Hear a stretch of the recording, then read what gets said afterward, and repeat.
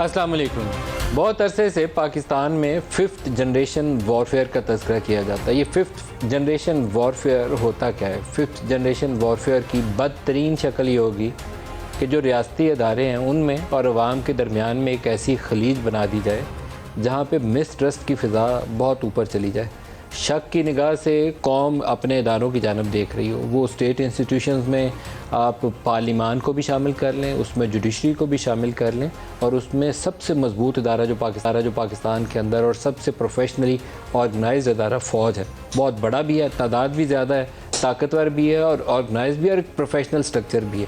अगर लोगों के दिलों में ये मिसट्रस्ट पैदा हो जाए कि फ़ौज कुछ ऐसा कर रही है जो उसकी हुकूमत वक्त के ख़िलाफ़ है या पाकिस्तान के मफाद के ख़िलाफ़ है, तो शायद उससे बदतरीन शक्ल, उससे बदतरीन कोई वॉरफेयर हो ही नहीं सकता। यही 5th जनरेशन वॉरफेयर है। और पाकिस्तान के ऊपर ये जो 5th जनरेशन वॉरफेयर है, ये किसी बाहर से बैठ के किसी ने मुसल्लत नहीं किया, ये हमने अपने अंदर ख़ुद घर बैठ के इसको ट्रिगर किया है। कैसे ट्रिगर किया है? मैं आपको माजी में मिसालें देकर कहता था कि जब आप किसी को जबरी गुमशदगी करते हैं, किसी जर्नलिस्ट को इस्लामाबाद से उठाया जाता है और वो शुमाली इलाका जात की सैर के बाद 3-4 दिन बरामद होता है, तो वहाँ सबसे पहला सवाल उठता है कि इसको किसी एजेंसी ने उठाया। हुकूमत बैठी हुई है, बोलता ही कोई नहीं है। ह्यूमन राइट्स की वज़ीर बैठी हुई है, बोलता ही कोई नहीं है। इंफॉर्मेशन मिनिस्टर सांप सूंघ जाता है। जितने जर्नलिस्टों को गोली लग गई, कोई बोला नहीं। FIA उठा के ले गई, बोला कोई नहीं। 3-4 दिन बरामदगी बाद हुई, बोला कोई नहीं। गाड़ी में वो पकड़ के बंदर की तरह मार के अंदर डाल के ले गए, कोई बोला नहीं। ये वज़ीरों का हाल था। कोई शर्म नहीं आई किसी को, कोई हया नहीं आई किसी को।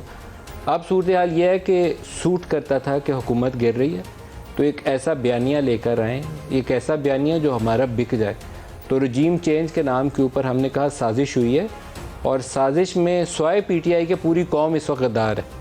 PTI के वो लोग जो इस वक्त इमरान के साथ हैं वो गद्दार नहीं है, वो शायद 100 के करीब होंगे, बाकी तो वो टूट के दूसरी तरफ चले गए। तो बाकी सब के सब गद्दार हो गए।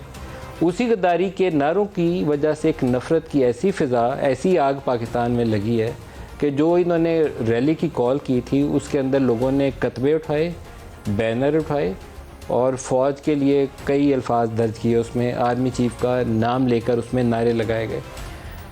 पाकिस्तानी फ़ौज के जो रिटायर्ड ऑफिसर्स हैं, एक तवील अरसे से फ़ौज का जो भी बयानिया हो ना, वो सिविलियन हुकूमत को कह रहे होते हैं यही चोर डाकू हैं, फ़ौज सही काम कर रही है। जनरल बाजवा ने किया तो ये काम सही है, क्यानी ने किया ये काम सही है, रहल शरीफ ने कहा तो ये काम सही है, ये करप्ट नवाज शरीफ है ये बेच है, ये करप्ट जरदारी है ये बेच है। सब चीज़ें जो भी सिविलियन गवर्नमेंट थी, किसी के लिए कभी वो उनके लिए सॉफ्ट कॉर्नर डेवलप नहीं हुआ। लेकिन ये एंटी अमेरिकनिज़म, ये पाकिस्तान की रगों के अंदर, खून के अंदर इस तरीके से सरायत किया हुआ है कि वो मदरसे का मौलवी साहब जो है वो भी उठ के कहता है तो अमेरिका के ग़ुलाम, नारा यहीं से शुरू होता है। हमारे अंदर ना वो चीज़ एंटी इंडिया उतनी नहीं डली है जितनी एंटी अमेरिका हमारे अंदर डला हुआ है। और वो नारा ऐसा बिका है, ऐसी आग लगी है इस वक्त मुल्क के अंदर कि पूरे मुल्क के अंदर एक वो जो 5th जनरेशन वॉरफेयर, ये किताबों में पढ़ाते हैं मेरे ख्याल में फ़ौज के जवानों को, अफसरों को, ये उसकी अमली शक्ल है जो इस वक्त पाकिस्तान में। और ये आग बढ़ेगी, अभी कम नहीं होगी, ये भी मैं आपको फोरकास्ट कर रहा हूँ। अल्लाह पाक बुरे वक्त से पाकिस्तान को बचाए, लेकिन सियासी मकासद के लिए जब मज़हब का नाम इस्तेमाल किया जाए, वो कुरान पाक में है कि अल्लाह की ज़मीन पर फसाद ना फैलाओ, लेकिन जिनको मना किया जाता है वो कहते हैं हम फसाद नहीं फैला रहे, हम तो सुलह जू हैं। तो पाकिस्तान में इस वक्त यही हो रहा है। एक तरफ वो लोग हैं जिनके ऊपर करप्शन की बहुत बड़ी गहरी छाप है, और दूसरे वो हैं जो मज़हब का नाम लेकर और दूसरे चीज़ों के ऊपर नालायकी बहुत बड़ी है, लेकिन मज़हब के पीछे छुप कर अपनी उस चीज़ को छुपाने की कोशिश कर रहे हैं। तो इस कौम का अलमिया ये है कि जाए किधर, गहरी खाई में छलांग मार दे या क्या कर दे। आज फॉर्मेशन कमांडर्स की मीटिंग हुई और फ़ौज के लिए ये बहुत हसास मामला है। आर्मी जम के लड़ सकती है, फ़ौज का जवान सीने पे गोलियां खा के जान दे देगा। हमारे बेटे हैं ना, कोई बाहर से कोई रोबोट तो पकड़ के आप लाई नहीं है, मेरे बेटे हैं या आपके बेटे हैं। वो खड़ा रहेगा, सरहदों पे गोली खाएगा, लेकिन पीछे पूरी कौम उसको जम के खड़ी रहनी चाहिए उसकी कॉज के लिए। लेकिन आप उनके सवाल जब उठा दें उनकी इंटेग्रिटी के ऊपर, या क्या रजीम चेंज था, लेटर आया था, इमरान की हुकूमत गिरा दी इन्होंने सारों ने मिल के, तो फिर एक अलमिया वाली कैफियत होगी, हम उस अलमिया से दुचार हैं। तो आज फॉर्मेशन कमांडर्स की जो हुकूमत थी, वो कॉन्फ्रेंस थी, उस कॉन्फ्रेंस के बाद एक एलामिया जारी हुआ है कि कॉन्फ्रेंस में पाक फ़ौज के ख़िलाफ़ प्रोपेगेंडा मुहिम का नोटिस लिया गया। बाज़ अनासर गुमराह कुन मुहिम से अदारे और अवाम में खलीज पैदा कर रहे हैं। पाकिस्तान की कौमी सलामती सबसे मुकद्दम है। पाक फ़ौज कौमी सलामती के लिए रियासती इदारों के साथ खड़ी है। फोरम के शुरा का कौमी क़यादत पर मुकम्मल एतमाद का इजहार है। पाक फ़ौज आइन और कानून पर अमल पैरा रहेगी। फ़ौज कौमी सलामती पर कभी कंप्रोमाइज़ नहीं करेगी। तो फ़ौज को हमने क्यों इस आग में झोंका है? फ़ौज की मिस्टेक्स हैं। फ़ौज ने जो मार्शल्ला लगाए, फिर हुकूमतें बनाने और गिराने में उनका किरदार रहा, वो एक अफसोसनाक पहलू है। लेकिन IGI जो 88 और 90 की नवाज़ शरीफ की जिस मॉडल के ऊपर बनी थी, 2018 की इमरान खान की हुकूमत उसी मॉडल पे बनी थी। अब उसका जो फॉल आउट है वो भुगतना और उसको संभालना बहुत मुश्किल है, बहुत तकलीफ दे अमल है। और सोशल जो मीडिया के ऊपर गलाजत फैलाई गई है पिछले चंद सालों में, इस बात के ऊपर कि सोशल मीडिया की बड़ी ताकत है, उसके ऊपर ना किसी के बाप की इज़्ज़त महफूज है, ना किसी की बहन की इज़्ज़त महफूज है, ना किसी की माँ की इज़्ज़त महफूज है। पढ़े लिखे नौजवानों से वो काम लिया गया है जो जोहला बदमाश लुच्चे लफंगे भी नहीं करते, गालियाँ निकाल के वो तस्वीर लड़कियों की डाली जाती हैं कि बस ना पूछें। आप खुदा पाक से माफ़ी मांगनी चाहिए। कौम को गुमराह करने की इससे बदतरीन शक्ल हालिया हिस्ट्री में तो मेरे सामने नहीं नज़र आई। एक अस्करियत पसंदी है सोशल मीडिया के ऊपर, मैं इसके लिए लफ्ज़ इस्तेमाल करता हूँ। मिलिटेंसी है। और उन लोगों को जिनको गुमराह करके इस काम पे लगाया गया है, अगर उनके माँ बाप को ही बताए ना कि आपके बच्चों ने ये गालियाँ निकाली थी या ये अल्फाज इस्तेमाल किए थे इस खातून के लिए या इस आदमी के लिए, तो शायद वो उसके माँ बाप, बहन भाई, उसकी माँ पसंद ना करे। ये चीज़ें सिखाई हैं उन बच्चों को। आज जो मेरे साथ शुरा हैं प्रोग्राम में, उनसे इसके ऊपर बात करते हैं। इस्लामाबाद स्टूडियोज़ में तारिक फजल चौधरी साहब हैं हमारे साथ, PMLN से खुशामदीद कहता हूँ। फैसल वाडा साहब तहरीक इंसाफ से हमारे साथ हैं, आपको भी खुशामदीद कहता हूँ। प्रोग्राम में डॉक्टर हफीज़ पाशा भी हमारे साथ शामिल होंगे और इकॉनमी एक बहुत ही मुश्किल सूरत हाल से दुचार है, इससे डॉक्टर पाशा से उसका एक इंडिपेंडेंट एनालिसिस लेंगे। तारिक साहब आपसे पूछना चाहता हूँ, फ़ौज के ऊपर आपने भी नाम ले के तकरीरें की, सारा कुछ हुआ। जलसे जुलूसों में PTM के मुझे पता था कि वो जलसे जुलूस होते थे तो वो उसके अंदर नारे लगते थे, तो कहा जाता था ये तो है ही पाकिस्तान के दुश्मन का एक साजिश है, इसके पीछे इंडिया है। अब लेकिन ये जो 2 दिन पहले हुआ है, ये तो पूरी कौम को ऐसी आग लगी है कि खुदा की पनाह है। कुछ अक्ल करने की, हमें समझ होश के नाखून लेने की ज़रूरत है। आप सबको, मुझे, वाडा साहब की पार्टी को, सबको। बिस्मिल्लाहिर्रहमानिर्रहीम। मलिक साहब, मैं आपकी इस बात से बिल्कुल इत्तफ़ाक़ करता हूँ कि ये हमारी कौमी ज़िम्मेदारी है। इसमें बिला तफरीक है कि किसका ताल्लुक़ किस सियासी जमात से है, या जिस तरह आपने अभी बड़ा अपने इब्तदाई रिमार्क्स जो आपने दिए हैं और जो आपने अपना इंट्रोडक्शन दिया है प्रोग्राम का, उसमें बड़ा अच्छा आपने एक एनालिसिस दिया है कि इसमें हर शख्स को एक पॉजिटिव किरदार अदा करने की ज़रूरत है और जिसमें मीडिया एक बहुत बड़ा किरदार है। हमारे पास इस वक्त सोर्स ऑफ इंफॉर्मेशन 2 ही हैं। मैं तो अब प्रिंट मीडिया ज़रूर मौजूद है, लेकिन 2 सबसे बड़े जो हैं वो आपका, या तो आपका इलेक्ट्रॉनिक मीडिया है और या आपका सोशल मीडिया है। अब इसमें जो बात और जो ट्रेंड्स और जो बातें जिस तरह आपने कहा कि इदारों के ख़िलाफ़ मौजूदा हालात में देखी जा रही हैं, ये वाकई अफसोसनाक है। अब मैं इसमें ये कहूँ जनाब कि ये फ़लाँ और फ़लाँ, मैं उस बहस में जाना नहीं चाहता। ये तो सबको पता है कि कौन कर रहा है और किस हद तक इन मामलात को आगे बढ़ाया गया है। लेकिन देखें, जो इदारे होते हैं या जो अफवाज हैं या इंटेलिजेंस के इदारे हैं, कोई भी हैं, वो ना तो किसी फ़र्द की मिल्कियत है, ना वो किसी जमात की मिल्कियत है, और ना उनकी कोई हमदर्दी या उनकी कोई सपोर्ट किसी एक जमात के साथ है। उन्होंने हमेशा रियासत की बात की है, रियासत के पीछे खड़े होने की बात की है। अगर हिफाजत की बात की है तो मुल्क की है। अगर जान के नजराने दिए हैं तो इस मुल्क के लिए दिए हैं, इस मुल्क की सरहदों की हिफाजत के लिए दिए हैं। कभी आपने देखा है कि किसी मैं इंटेलिजेंस इदारे या कोई फ़ौज या हमारे कोई लॉ इन्फोर्सिंग इदारे या कोई पुलिस का सिपाही भी, वो किसी पॉलिटिकल लीडर के लिए तो उसने कभी ये नहीं कहा कि मैं फ़लाँ लीडर के लिए जो है अपनी जामे शहादत नोश कर रहा हूँ। हमेशा कि मुल्क और कौम की बात की है। तो इस सिलसिले में यकीनन हमें अपना पॉजिटिव किरदार अदा करने की ज़रूरत है। हर एक कुछ सोचो विचार करने की ज़रूरत है, पार्लिमान के फ्लोर के ऊपर इसके ऊपर बात करने की ज़रूरत है। फैसल वाडा साहब, आप बताइए, बहुत अफसोसनाक सूरत हाल है और ख़तरनाक सूरत हाल है, और ये अगर आप कंटिन्यू करते हैं चंद हफ्ते या चंद महीने, तो ये दाखिली खलफशार जो है वो संभाला नहीं जाएगा आपसे। बहुत इंटरनली जब आप कौम को कमज़ोर कर देते हैं ना, तो बाहर से किसी को हमला करने की ज़रूरत नहीं पड़ती। बहुत शुक्रिया नवीन मलिक साहब। मैं आपको थोड़ा सा इसके अंदर मुझे 2 मिनट दीजिएगा। सबसे पहले तो जो आपका इंट्रोडक्शन है वो बहुत ही सेंसिबल और बहुत ही रिस्पॉन्सिबल है, मैं उसको अप्रिशिएट करता हूँ। ये मुझे इल्ज़ाम ठहराना कि ये कैंपेन को कोई हमारे इशारे से या हमसे लीड कर रहा है, मैं कंडेम करता हूँ ये जो भी कर रहा है, और ना कि अफवाज के लिए कर रहा है, बल्कि आपस में एक दूसरे की भी ज़ातियात और माँ बहन बेटियों तक को रगड़ दिया जाता है, जिसका नोटिस नहीं लिया जाता। और हमें अपने इदारों का एहतराम उनकी कुर्बानियाँ जो वो शहादतें दे रहे हैं उसका एहतराम करते हुए मैं तो कम्प्लीटली इस अमल को कंडेम करता हूँ।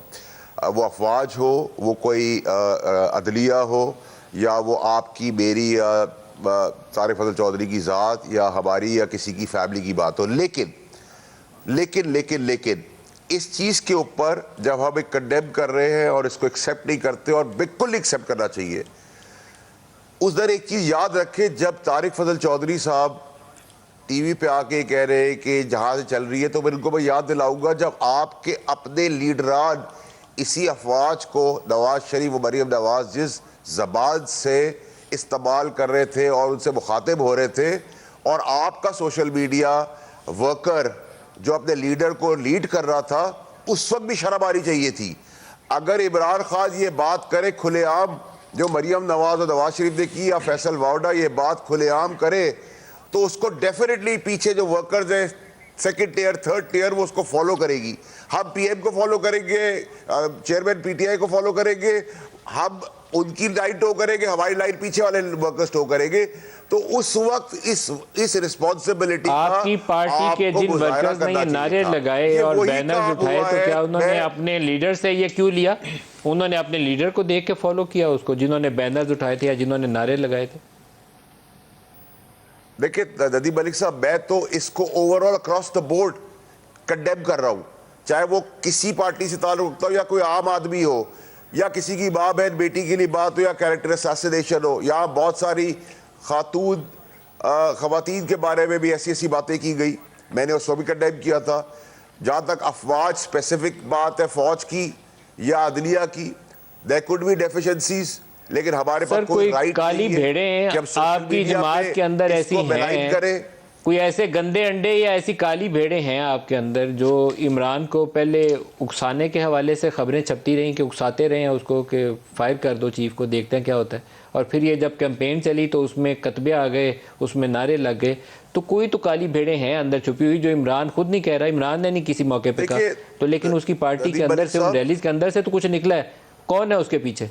नदीम मलिक साहब देखिए, आप अगर एंकर्स की बात करेंगे, मेरी बात करेंगे, सियासतदान की, कारोबारी की, किसी इदारे की, सब जगह इंसान है, वहाँ अच्छे भी होते हैं, वहाँ बुरे भी होते हैं। लेकिन अगर कोई अच्छाई हो उसका क्रेडिट मैं ले लूँ, और कोई बुराई हो उसका क्रेडिट मैं किसी लीडर पर डाल दूँ, ये नामुनासिब बात है।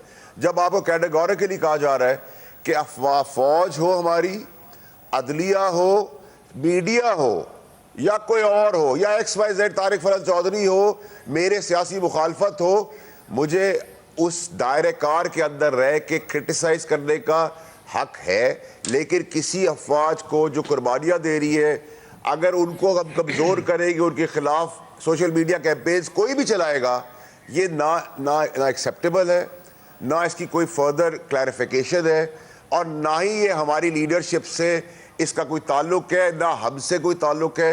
अगर कोई इंडिविजुअल किसी भी पार्टी से कोई ऐसा काम कर रहा है, ब्रेक ले लें, ब्रेक से मैं वापसी पे बात करते हैं, एक ब्रेक ले लें जी, हमारे साथ रहेगा।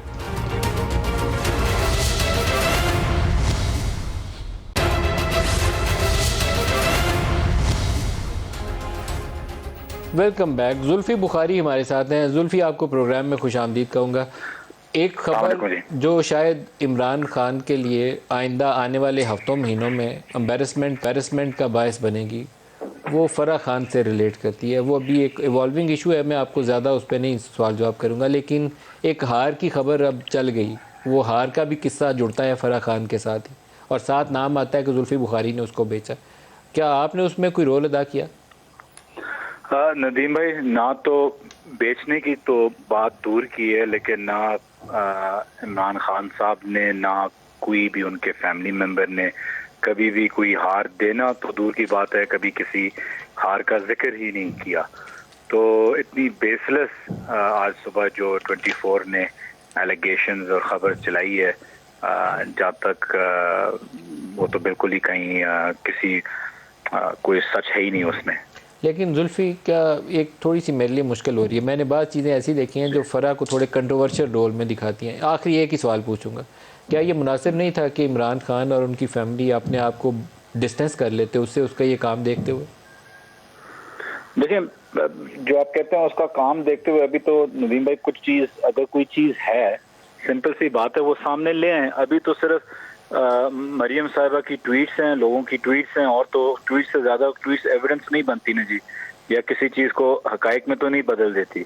तो अगर उसमें कोई सच्चाई है तो पीटीआई तो सबसे पहले कहते हैं कि लेके आए। देखें, कोई भी चीज़ में हल्की सी भी सच्चाई हो, चाहे जब खान साहब प्राइम मिनिस्टर भी थे, चाहे मैं था, चाहे कोई और था, उन्होंने फौरन उसके ऊपर एक्शन लिया। मैंने रिज़ाइन किया जब कोई हल्की सी भी एक मतलब मेरा नाम ही नहीं था रिंग रोड में, लेकिन क्योंकि मेरा ताल्लुक डॉक्टर तौकीर शाह साहब के साथ लग गया था, तो इसलिए तो हमने रिज़ाइन ले लिया। बाकी जो भी आप देखें, पीएम ने उस पर एक्शन लिया। हमारे सीनियर मिनिस्टर्स जेल गए हैं अपनी हुकूमत के अंदर।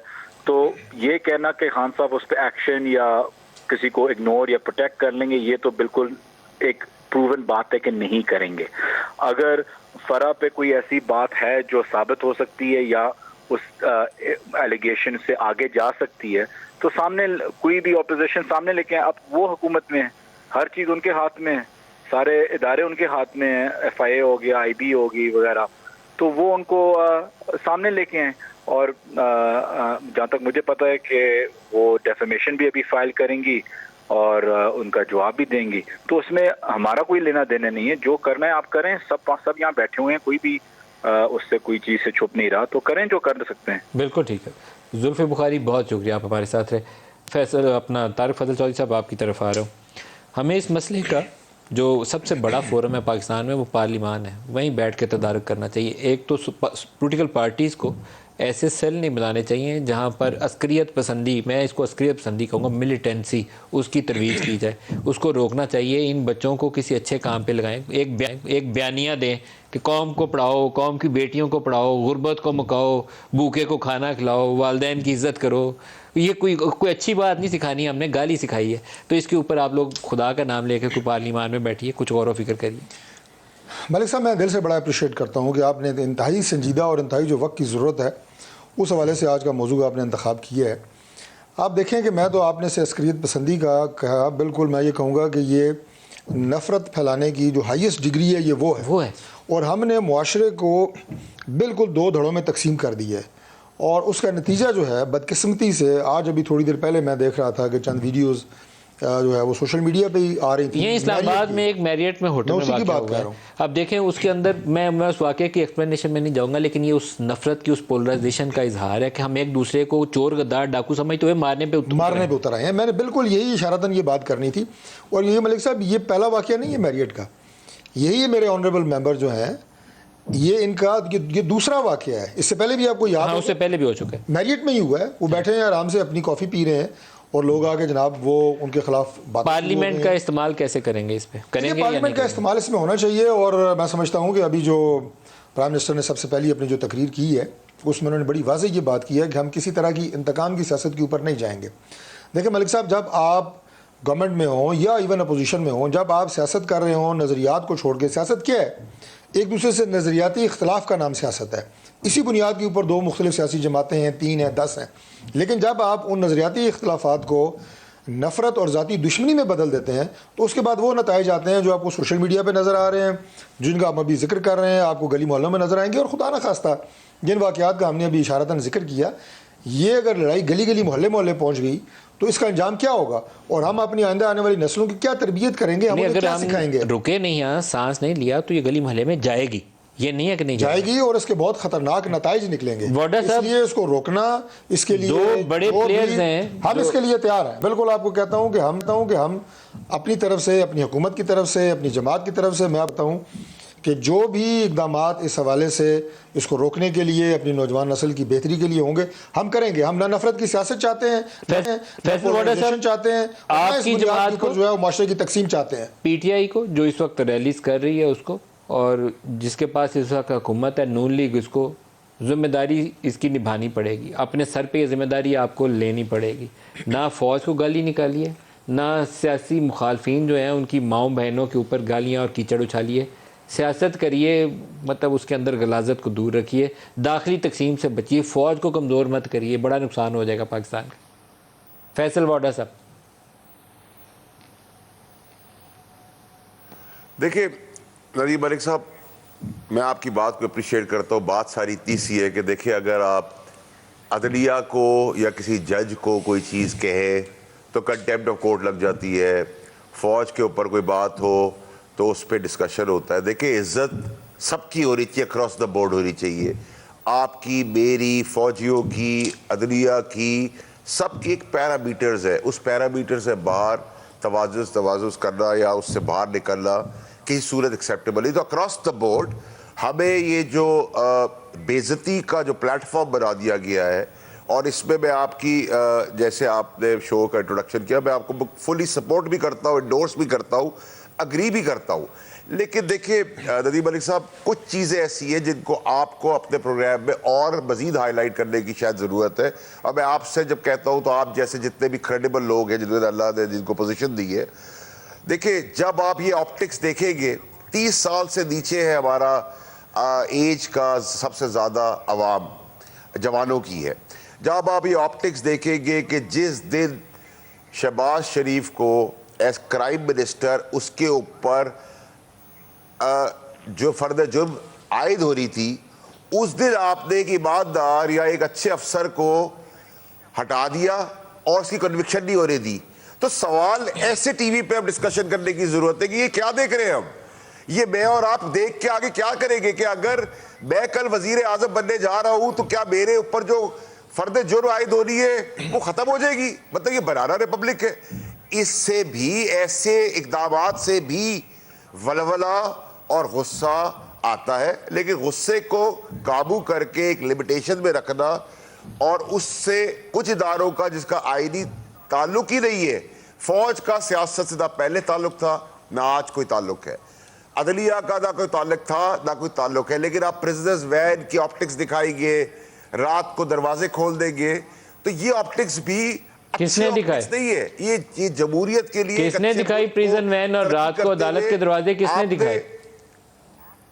देखिए, आपने अभी फराक साहिबा की बात की, मैं उनको किसी सूरत जानता नहीं हूं ना, मुझे इसका सर पैर पता है, और अगर कोई मुलविस है तो कानून का प्रिजन वैन किसने दिखाई सर? इल्जाम लगाने से फायदा नहीं होगा। प्रिजन वैन और अदालत के दरवाजे रात को किसने दिखाए? जिस वक्त नदीम मलिक साहब, जिस वक्त फर्दे जुर्म लगनी थी शहबाज शरीफ और हमजा शहबाज पर, उस दिन उस FIA के डायरेक्टर को छुट्टी भेज दिया जाता है और प्रोसिक्यूशन को रोक दिया जाता है। ये कौन से मुल्क के अंदर कौन सा इंसाफ और कौन सी जस्टिफिकेशन है?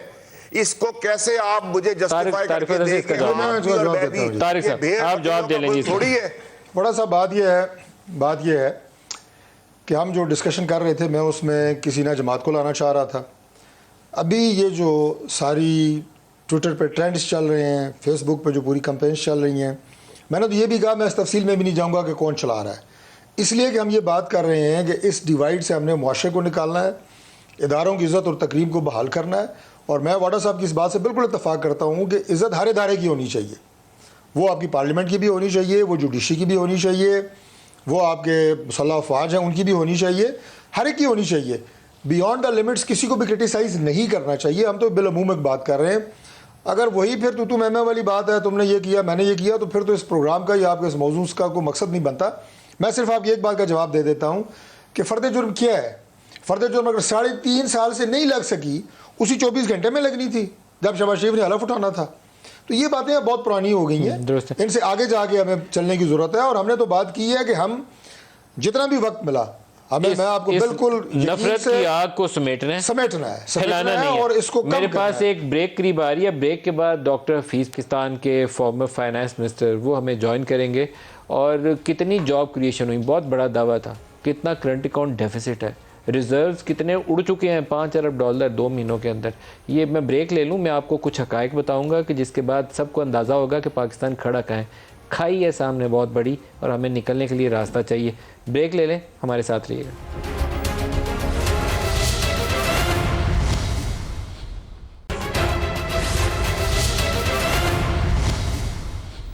पाशा साहब, शहबाज शरीफ वज़ीर आज़म बन गए, लेकिन वज़ीर आज़म बनते साथ ही उन्होंने इक़्तिसादी मुश्किलात का तज़किरा किया है। बारी बारी करके अगर आपसे पूछ लूँ, करंट अकाउंट डेफिसिट 4 साल बड़ा हमने सुना, 19 अरब डॉलर पे छोड़ा था पिछली हुकूमत ने। अब 30 जून का इख्तिताम कहाँ पर होगा? कितना करंट अकाउंट डेफिसिट देखते हैं आप? बिस्मिल्लाहिर्रहमानिर्रहीम। पहले 8 महीने में ये 12 अरब डॉलर से ऊपर जा चुका था और यकीनन उसकी बहुत बड़ी वजह यह थी कि जो बाहर की जो कीमतें हैं उनमें बेतहाशा इजाफा होता रहा है और रशिया यूक्रेन वॉर के बाद तो और इजाफा हो रहा है। इसके नतीजे में खतरा ये है कि साल खत्म होने तक 18 से 19 अरब डॉलर तक फिर से ये खसारा जा सकता है। जहाँ से शुरू किया था वहीं वापस आ जाएंगे। तो पाशा साहब, इसके साथ 45 बिलियन डॉलर ट्रेड डेफिसिट भी मतवक्को है, तो ये तो एक फाइनेंसिंग गैप नहीं सामने आ जाएगा बहुत बड़ा? देखिए, अंदाजा ये है कि इस साल हमारा जो फाइनेंसिंग की रिक्वायरमेंट है बाहर से पैसों की, अगर आप 18 अरब डॉलर ही ले लेते हैं हमारा जो करंट अकाउंट या तिजारती खसारा है, तो हमें कर्जों की वापसी जो है वो तकरीबन 12 से 13 अरब डॉलर अब करनी है इस साल। तो आपको जरूरत है तकरीबन 30 से 31 अरब डॉलर इस साल। इतने पैसे बाहर से आएंगे तो आपके हालात संभले रहेंगे। तो ये sir 31 billion dollar, it's a very large amount. ये पैसे आएंगे कहाँ से सर? देखिए, पहले 8 महीने में अल्लाह के फजल से पाकिस्तान को IMF से जो SDRs मिले 2.8 अरब डॉलर, उस पर कोई हमारी लायबिलिटी नहीं है। ये कोविड के बाद किया गया जो कि बहुत मुनासिब स्टेप था। दूसरी तरफ पाकिस्तान को सऊदी अरेबिया से 3 अरब डॉलर के एक डिपॉजिट मिला है 1 साल के लिए, और साथ साथ अब तेल के इंपोर्ट के लिए भी उन्होंने एक क्रेडिट दिया है 1 साल का तकरीबन 1.2 अरब डॉलर। और फिर फरवरी के महीने में हमने एक सुकूक बॉन्ड भी फ्लोट किया है।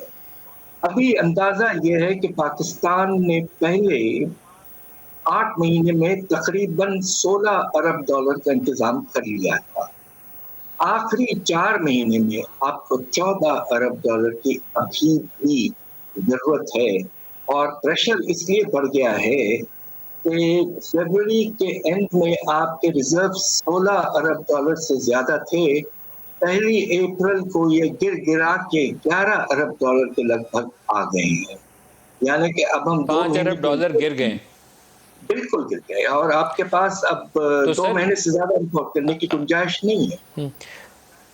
अभी से हम स्टार्ट करें तो तकरीबन 60 और 75 रोज़ बाकी बचते हैं रवा माली साल ख़त्म होने में। तो इन 75 डेज़ में हमें 14 बिलियन डॉलर्स कमो बेश और रिक्वायरमेंट है ताकि फाइनेंसिंग गैप को हम पूरा कवर कर सकें। 14 बिलियन डॉलर्स ये इस वक्त फरवरी से एंड से इसकी ज़रूरत थी। कुछ पैसे तो आए हैं उसके बाद, मगर यकीनन इस वक्त क्योंकि रिजर्व्स गिर रहे हैं, उसके माने ये है कि जो आप एक्सपेक्ट कर रहे हैं इनफ्लो वो नहीं हो रहा है। और हुआ ये भी है कि एक तकरीबन अरब डॉलर का इजाफा इसलिए भी हुआ है कि आपको रेकोडिक की जो पेनल्टी पेमेंट है वो आपने की है। रेकोडेक के ऊपर हमने पेनल्टी पेमेंट की है, वो तो कहते हैं बगैर पेमेंट के सारा एग्रीमेंट हुआ। नहीं जी, 900 मिलियन डॉलर्स की पेमेंट करनी पड़ी है और स्टेट बैंक ने ये कह दिया है। 900 मिलियन डॉलर्स हमने रेकोडेक को पे किया है। नहीं, जो कंपनी है जो अब आई है उसके साथ जो इंतजामात हुए हैं, वरना तो आपको याद होगा एक वक्त इंटरनेशनल कोर्ट ने हमें 11 अरब बैरिक गोल्ड को हमने, आप बता रहे हैं 900 मिलियन डॉलर पे किया एज अ फाइन। जी बिल्कुल।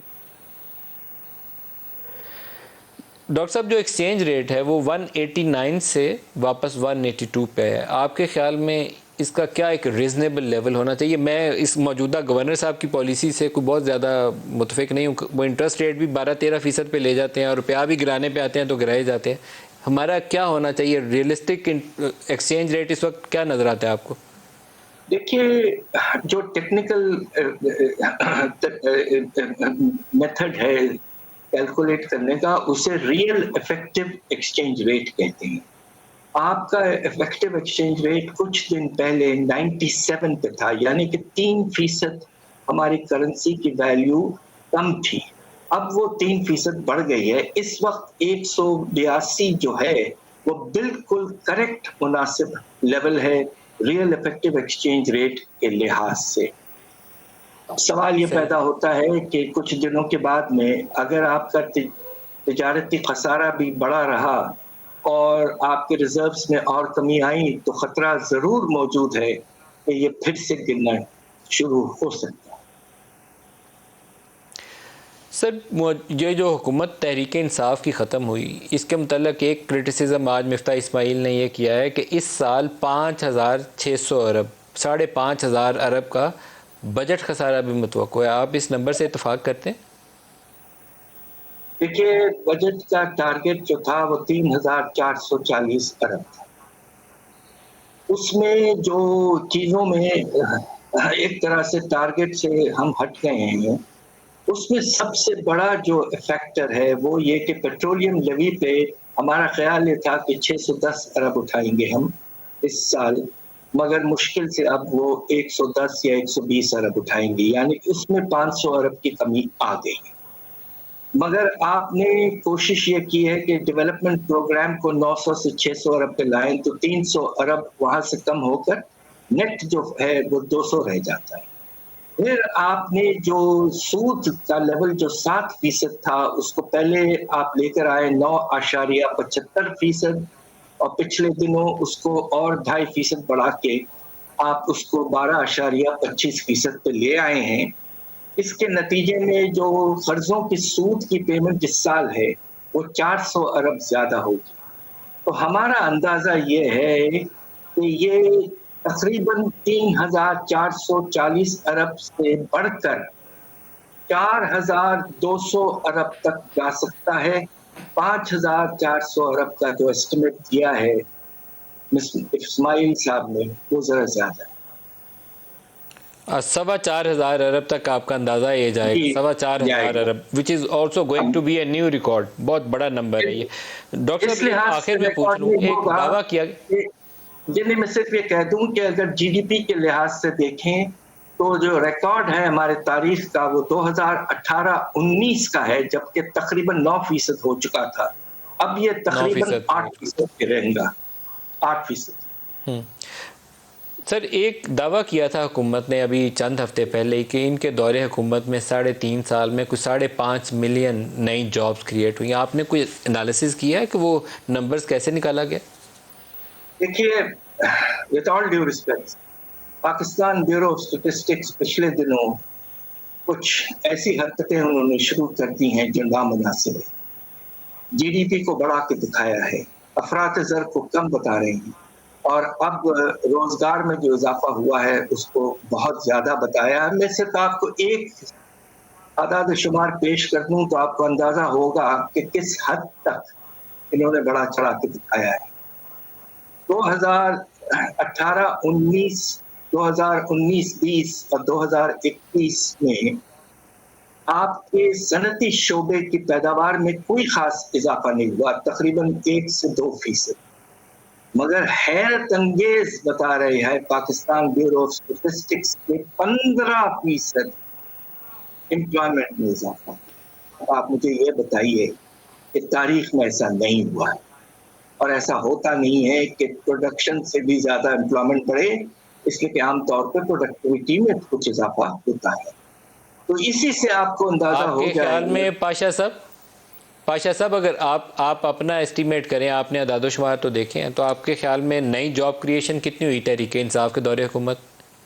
मुश्किल से हुई है 2.5 मिलियन। आपके ख्याल में मुश्किल से कितना नंबर है सर? 25 लाख 25 लाख। तो इसका मतलब है हुकूमत दावा कर रही है 55 लाख, तो 30 लाख इजाफी बता रहे हैं, डबल से भी ज्यादा। आपके अंदाजा है कि 25 लाख हुई हैं और क्लेम 55 लाख का है। देखिए, मैंने आपको बताया कि सनती पैदावार में 1-1.5% इजाफा हुआ है और रोज एम्प्लॉयमेंट में 15% बता रहे हैं इजाफा। ये कैसे हो सकता है? अब खुदा के लिए ये पाकिस्तान ये तो समझ जाए कि जो डिस्टॉर्शन है, ये तो नंबर की डिस्टॉर्शन इकोनॉमी को तबाह करने के मुतरादिफ है। ये सरासर गलत बात है। इन्होंने जीडीपी को भी 16% बढ़ा के दिखा दिया है, जबकि सेंसस एस्टेब्लिशमेंट्स का नहीं हुआ। बेशुमार उसमें चीजें ऐसी हैं जो गलत हैं। आप ये बता रहे हैं कि अफरात ज़र की रफ्तार 12.7% है, और आप ये कह रहे हैं कि घरों की रेंट में सिर्फ 6% इजाफा हो रहा है, और सबसे बड़ा आइटम तो घरों का रेंट होता है। देखिए, बेशुमार गलतियां या बेशुमार मैनिपुलेशन पिछले कुछ महीनों से होती रही है। मैं लिखता रहा हूं, मगर उसके नतीजे में कोई तब्दीली उन्होंने नहीं लाई। डॉक्टर हफीज़ पाशा साहब, बहुत शुक्रिया, आप हमारे साथ रहे।